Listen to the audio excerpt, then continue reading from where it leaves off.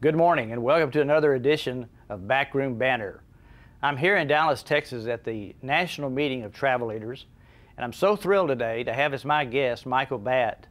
Mike is the chairman and the founder of Travel Leaders Group, and he's agreed to answer a few questions today.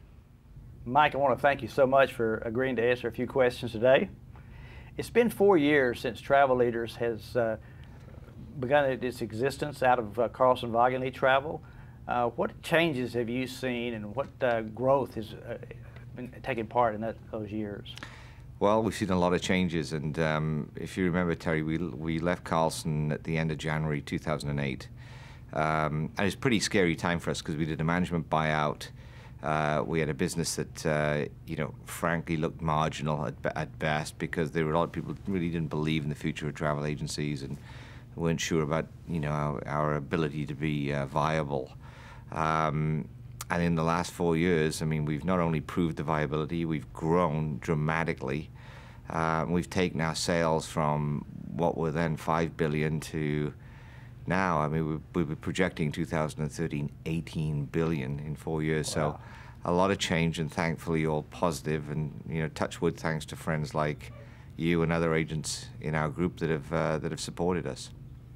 The big news that's in the paper this week is about the merger between Zell Travel, which is already part of Travel Leaders, and Protravel. What can you give us by way of background on what that's going to mean to the network? Well, I think it's going to mean a lot of positive things to the network, because Protravel is an incredible business and has a wonderful reputation, particularly with luxury sellers of travel.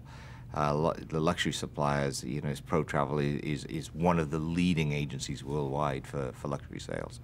So given that Zell has a pretty strong position as well in luxury, this makes our group extremely big in luxury.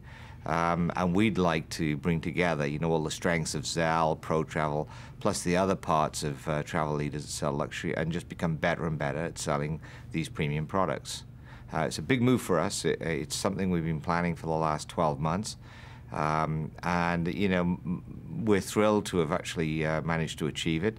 And more than that, thrilled that we've got an excited team, and that, Priscilla Alexander, who's really a legend in our industry, and her team that are tremendously well respected, are looking forward to working alongside with us and being a part of our group. So it's a win-win for us. Ever since the advent of the internet, pundits have been predicting the demise of travel agencies, and we're still here and we're still going strong. What kind of a future do you see for the retail travel business?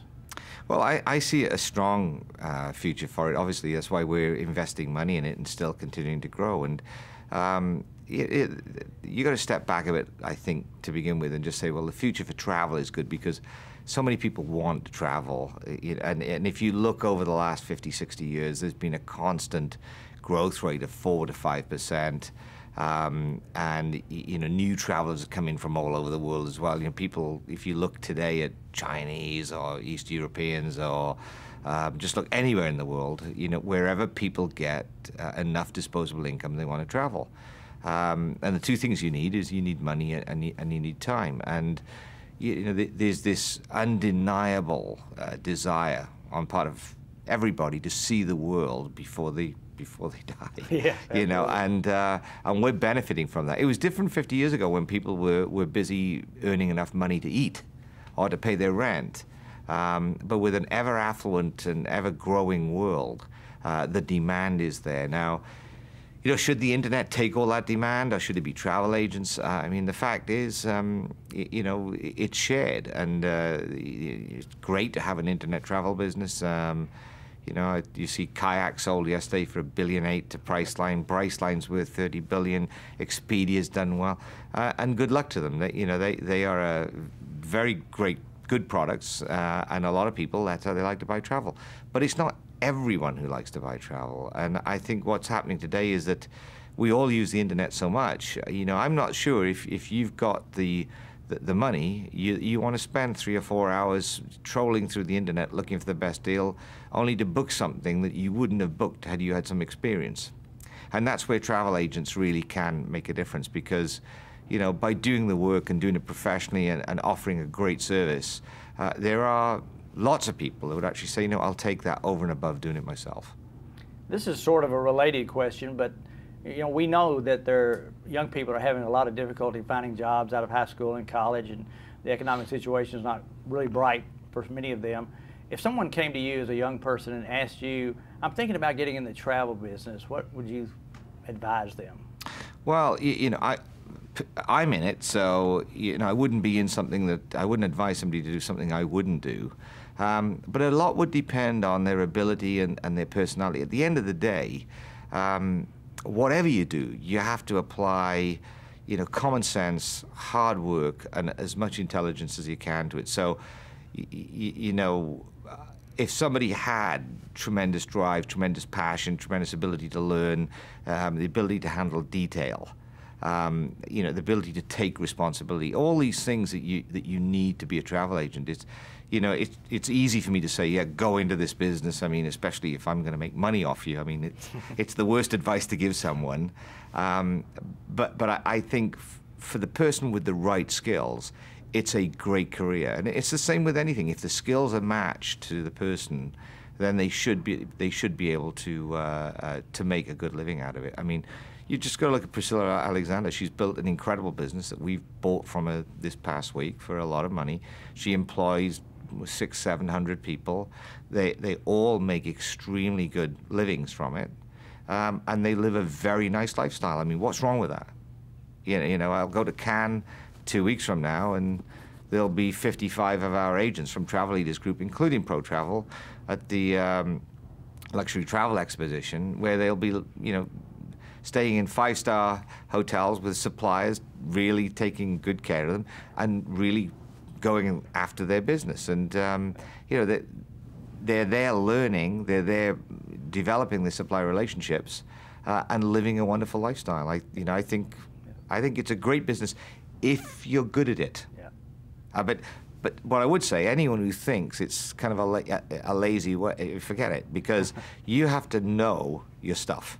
Yeah. And if you're not prepared to do the work, this is not the business for you. A couple of our agents actually are going to the International Travel Symposium, so they're very excited about being there in the south of France. Finally, as a way for folks to kind of get to know you better as a person, we'd like to know kind of what you like to do when you travel. I mean, if you have a particularly memorable vacation that you've taken, or how do you like to spend your time when it's your time? I get asked this a lot, and I'm really ashamed of myself that I don't have a really cool answer. Like a lot of people, they'll talk about, sort of sub-aqua in Montenegro or something.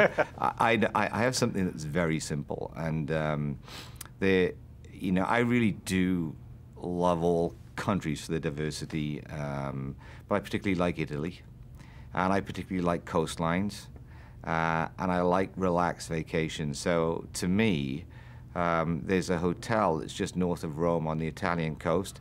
I also like Italian red wine, so I mean this plays to my love of that as well. And this is about 2 hours from the center of Tuscany on the Tuscan coast. It's a little hotel called Il Pelicano. It's really a chateau hotel with a 2-star Michelin restaurant. There's a couple of golf courses nearby. There's a lot of great restaurants. Tuscany's 2 hours drive, and it's on a spectacular piece of cliff which overlooks the Mediterranean Sea. And that to me is the kind of vacation that I just adore, because it's a little bit of a lazy person's vacation, but it's what I like. Sounds great to me. Mike, I want to thank you so much for taking the time today to visit with us. Oh, I'm happy to, Terry, anytime. Anything for you. Thanks for visiting with us again here at Backroom Banter. Until next time, travel safe.